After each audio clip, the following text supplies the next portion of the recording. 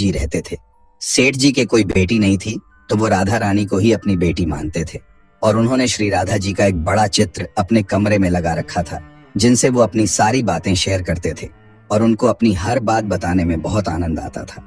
सेठ जी की राधा जी में ऐसी लगन लगी कि जब भी वे दुकान जाते तो श्री राधा रानी को भोग लगाकर प्रसाद पाकर ही जाते थे।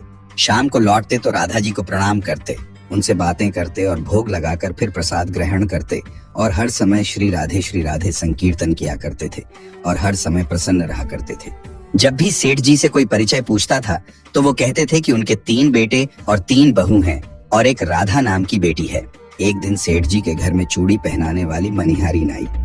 तीनों बहुओं ने बारी बारी से जाकर मनिहारीन से चूड़ियां पहन ली।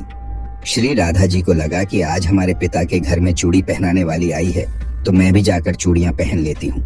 जैसे ही तीनों बहुएं चूड़ियां पहन कर गईं, श्री राधा जी प्रकट हो गई। मनिहारीन ने जब राधा जी का स्वरूप देखा तो वह उन्हें देखते ही रह गई। राधा जी बोली, मुझे भी चूड़ी पहनाओ। मनिहारीन ने समझा इनके घर में कोई मेहमान आया होगा। यह सोचकर मनिहारीन ने राधा जी को भी चूड़ियां पहना दी। श्री राधा जी चूड़ियां पहनकर एक ओट में जाकर अंतर्ध्यान हो गई। सभी को चूड़ियां पहनाकर मनिहारीन हमेशा की तरह चूड़ियों का पैसा लेने सेठ जी की दुकान पर चली गई। मनिहारीन को देखते ही सेठ जी बोले, घर पर चूड़ियां पहनाने गई थी, यह लो तुम्हारे पैसे। सेठ जी ने मनिहारी को हर बार के जितने ही पैसे दे दिए। मनिहारीन बोली, सेठ जी, इस बार मैं ज्यादा पैसे लूंगी। मैंने आपके घर में 3 जनों को नहीं बल्कि 4 जनों को चूड़ियां पहनाई है। सेठ जी बोले, हमारे घर में 3 बहुओं के अलावा चौथी तो कोई है ही नहीं चूड़ी पहनने वाली। मनिहारीन बोली, ये मैं नहीं जानती, लेकिन मैंने तो चूड़ी 4 को पहनाई है। सेठ जी बोले कि बाकी के पैसे मैं पहले घर में पता करूंगा, उसके बाद दूंगा। मनिहारीन बोली, ठीक है सेठ जी, आप घर में पता कर लीजिएगा। यह कहकर मनिहारीन चली गई। शाम को सेठ जी घर पर पहुंचे। उन्होंने घर में मनिहारीन के बारे में पूछा। उनकी बहुओं ने कहा कि केवल हम तीनों ने ही चूड़ियां पहनी थी। सेठ जी बोले, मैं भी कहूँ कि चौथा तो कोई है ही नहीं हमारे घर में जो चूड़ियां पहने। इस प्रकार सेठ जी यह बात भूल गए और अपने नित्य काम में लग गए। सेठ जी राधा राधा बोलते बोलते श्री राधा जी को प्रसाद का भोग लगाकर और भोजन करके सो गए। जब सेठ जी को नींद आ गई तो उनके स्वप्न में श्री राधा जी प्रकट हो गई। राधा जी बहुत उदास थी, उनकी आंखों में आंसू थे। सेठ जी ने पूछा, बेटी उदास क्यों हो? श्री राधा जी बोली, आज मेरा मन बहुत दुखी है।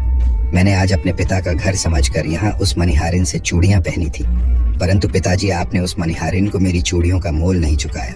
पिताजी, आपने मुझे बेटी तो बना लिया, परंतु आपको मेरी याद नहीं आई। आपने मुझे भुला दिया, इससे मैं बहुत दुखी हूँ। ये सुनकर सेठ जी सपने में ही रोते हुए बोले, बेटी, मुझे क्षमा कर दो, मुझसे बहुत बड़ी भूल हो गई। सेठ जी तुरंत नींद में से उठ बैठे, उनकी आंखों से आंसू आ रहे थे।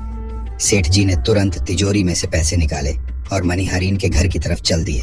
सेठ जी ने मनिहारीन के घर का दरवाजा खटखटाया। मनिहारीन ने दरवाजा खोला। सेठ जी, आप इतनी रात को? सेठ जी को अपने घर पर देखकर मनिहारीन चौंक गई। सेठ जी के नेत्रों में आंसू भरे थे। सेठ जी बोले, तुम्हारे जैसा बड़भागी कोई नहीं है। मनिहारीन बोली, सेठ जी क्या हुआ? सेठ जी बोले, मैंने राधा जी को अपनी बेटी बनाया, परंतु मैंने उन्हें कभी अपने नेत्रों से नहीं देखा, लेकिन तुमने आज उन्हीं राधा जी को अपने हाथों से चूड़ियां पहनाई हैं। आज तुम्हारे जितना भाग्यशाली इस धरती पर कोई नहीं है। मैं तुम्हें अपनी पुत्री की पहनी हुई चूड़ियों का मूल्य चुकाने आया हूँ। ये कहकर सेठ जी ने रुपयों से भरी हुई थैली मनिहारी के सामने रख दी और कहा, इसमें से जो भी लेना हो वो ले लो। जब मनिहारीन ने सुना कि स्वयं राधा जी उससे चूड़ियां पहनने आई थी तो उसकी आंखों से भी आंसुओं की धारा बह निकली। मनिहारीन बोली, सेठ जी, मैं राधा रानी की चूड़ियों के पैसे आपसे कैसे ले सकती हूँ? राधा रानी तो इस बरसाने की बिटिया है और मैं बिटिया की चूड़ी के पैसे आपसे ना लूंगी।